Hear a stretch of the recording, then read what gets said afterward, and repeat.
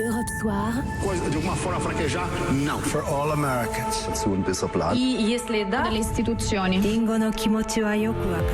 Laurent Bazin sur Europe 1. Le Monde dans votre radio à 18h50 avec Sophie Larmoyer. Bonsoir Sophie. Bonsoir Laurent. Alors d'abord cette histoire incroyable qu'on vous a promis, c'est l'histoire d'une petite chinoise qui a disparu à l'âge de 3 ans et qui vient d'être retrouvée 24 ans après. C'est un scénario de film. Oui, alors on commencerait à raconter ce film par la fin, si vous voulez, par cette happy end des retrouvailles qui ont eu lieu hier à Chengdu, la grande ville du centre-ouest de la Chine. C'est l'image émouvante d'une jeune femme de 27 ans qui vient de descendre de l'avion et qui pleure en serrant sa mère dans ses bras. Autour d'elle, c'est la cohue, toute la presse est là, ainsi qu'une foule d'anonymes. Il faut dire que cette histoire improbable a ému tout le pays parce que le père n'a jamais cessé de croire qu'il pourrait retrouver sa fille. Il est là, le scénario du film. Oui, parce qu'il y a 24 ans, cette petite fille, elle a disparu à cause de quelques minutes d'inattention, c'est voilà, ça, hein? Le couple, à l'époque, vend des fruits sur un étal en bord de route dans cette ville de Chengdu. Et un jour d'affluence, Monsieur Wang manque de pièces pour pouvoir rendre la monnaie à un client. Il file en chercher auprès d'un voisin. Et quand il revient, sa petite fille de 3 ans, Qifeng, a disparu. Le couple commence alors à remuer ciel et terre pendant des années. Ils achètent des encarts de pub dans les journaux. Quand Internet se démocratise, ils s'en servent aussi pour lancer des appels. Jamais ils ne déménagent au cas où la fillette les chercherait.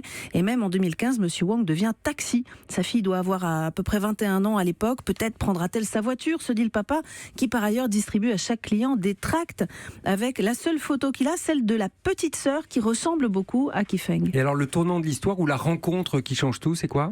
Eh bien c'est la rencontre avec un portraitiste qui travaille pour la police. Frappé par la détermination de ce père, l'artiste réalise un dessin qui représente ce que pourrait être devenue la petite fille. C'était l'an dernier, le portrait est partagé massivement en ligne et le miracle se produit. À des milliers de kilomètres de là, au nord-est du pays, Qifeng se reconnaît et elle se signale. D'ailleurs, depuis qu'elle a été adoptée à 3 ans, trouvée sur le bord d'une route à Chengdu, elle s'appelle Kong King, mais c'est bien elle. La petite cicatrice sur le front est la même et surtout, elle a le même ADN. Elle a reparlé pour la première fois à ses parents lundi, elle les a retrouvés hier, ainsi qu'une sœur et un frère, et elle leur a présenté son mari et ses 2 enfants. The End, ça fait du bien ? Une histoire comme ça de temps en temps. Oui, ça aurait non ? été dommage de s'en priver, C'est honnêtement. Ça. Dommage. Moins riant, pardon, oui. Maintenant. On va aller au Caire où la police du président Sisi, réélu, ne fait pas de quartier quand il s'agit d'empêcher les journalistes de raconter les dessous de la dernière présidentielle. Elle a débarqué hier soir dans une rédaction et placé le rédacteur en chef en garde à vue.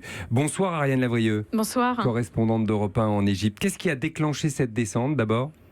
Il est reproché au journal Masr El Arabia d'avoir diffusé des fausses nouvelles.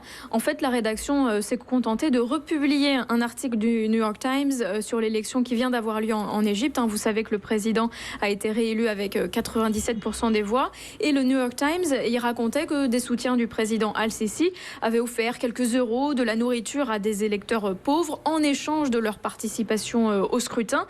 Parce que c'était ça, l'unique enjeu de cette élection. Comme Sisi était sûr d'être réélu, la plupart des Égyptiens ne voulaient pas se déplacer. Et les autorités, du coup, n'ont pas protesté auprès du journal américain si c'était de fausses infos ? Elles ont protesté, accusé le journal américain de répandre de fausses informations, mais la plupart des médias étrangers ont raconté les mêmes scènes.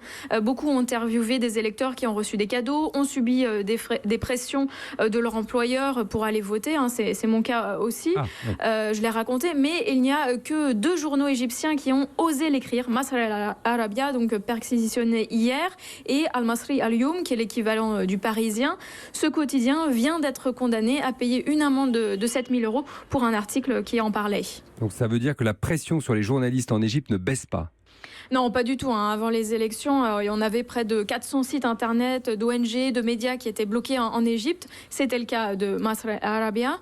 Mais cette censure, apparemment, ne suffit plus aux autorités. Une nouvelle loi est aussi en préparation pour criminaliser toute critique de la police et de l'armée. Ariane Lavrieux, donc en Égypte, précisément au Caire, on entendait les klaxons derrière vous pour Europe 1. Sophie, en bref, encore une info, on va aux États-Unis, c'est du basket américain. Dimanche soir, les supporters de Cleveland ont hué leur équipe qui venait de gagner. Oui, mais le score était de 98-87 contre Dallas. Alors oui, c'est largement gagné, mais les supporters ont été privés du bonus Nuggets. Vous connaissez pas le bonus Nuggets ? Non. C'est un partenariat avec une chaîne de fast-food. Si les Cleveland Cavaliers gagnent avec 100 points à domicile, eh bien c'est tourné de nuggets gratuits pour tout le monde. Or, à 19 secondes de la fin, l'équipe avait le ballon. sur un rebond, mais elle n'a pas tenté sa chance par respect pour les adversaires qui avaient déjà perdu, d'où les sifflets un peu morphales, les supporters. Oui, quand c'est même. ça, la victoire ça va, mais on veut bien les nuggets en plus. Merci beaucoup Sophie. Europe 1.